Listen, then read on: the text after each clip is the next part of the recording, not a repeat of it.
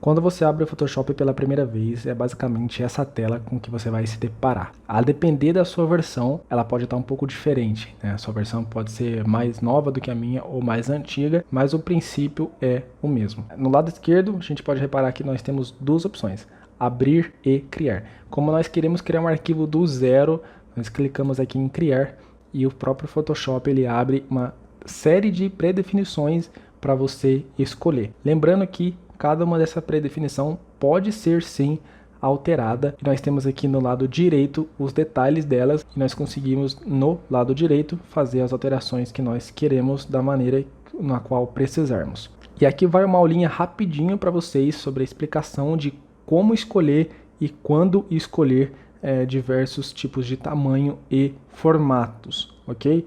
Na janela de impressão, se você reparar bem, nós trabalhamos com um PPI em 300, ou seja, a resolução fica em 300. Isso porque arquivos para impressão devem ter uma qualidade muito maior. Então, quanto maior a resolução, mais você tem qualidade naquela imagem que você está trabalhando, naquela impressão que vai ser feita, seja ela uma foto em si, ou seja ela uma arte gráfica que você montou. Então aqui nós temos o formato de carta, por exemplo, que ela está em polegadas, e nós temos a folha A4, que seria a folha sulfite, que está em milímetros. Então é muito importante que você saiba também qual é o tamanho correto a ser utilizado para que você não erre na hora de montar a sua arte. Então nós temos aqui vários tamanhos, como pixels, polegadas, centímetros, milímetros, pontos e paicas. Pontos e paicas eu mesmo nunca utilizei, nem mesmo polegadas. Pixels, centímetros e milímetros são os mais usados. Lembrando que para arquivos onde você vai imprimir, talvez você trabalhe ou com centímetros ou com milímetros, e arquivos para a internet é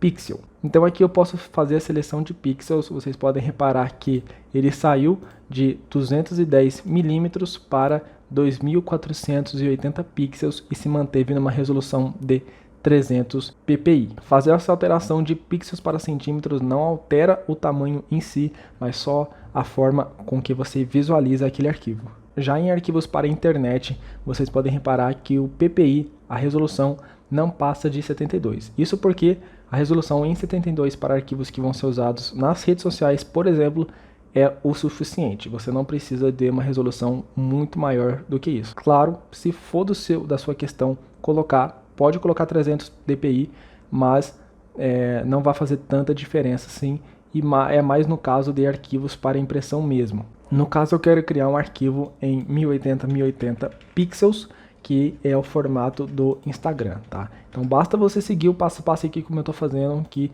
você vai conseguir criar o seu arquivo sem problema nenhum. Prancheta eu vou desabilitar, porque eu vou disponibilizar essa aula um pouco mais à frente.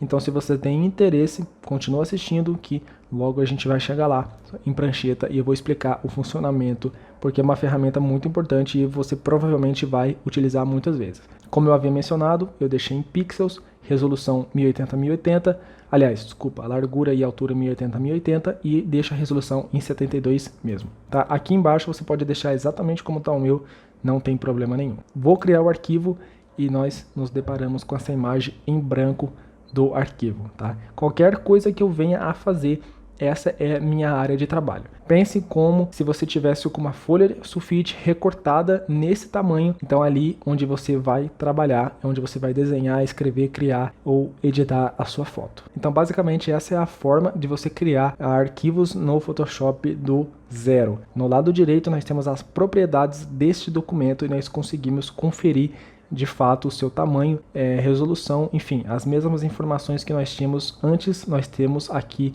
agora também. Isso porque eu poderia ter um outro arquivo desse mesmo lado, nesse mesmo arquivo, usando a forma de prancheta. Mas calma, que já eu explico sobre a prancheta para vocês, tá? Na próxima videoaula nós vamos aprender sobre as ferramentas básicas do Photoshop que ficam localizadas aqui na janela esquerda. Ok? Então espero vocês na próxima videoaula. Muito obrigado por ter assistido até aqui e até a próxima e boas edições.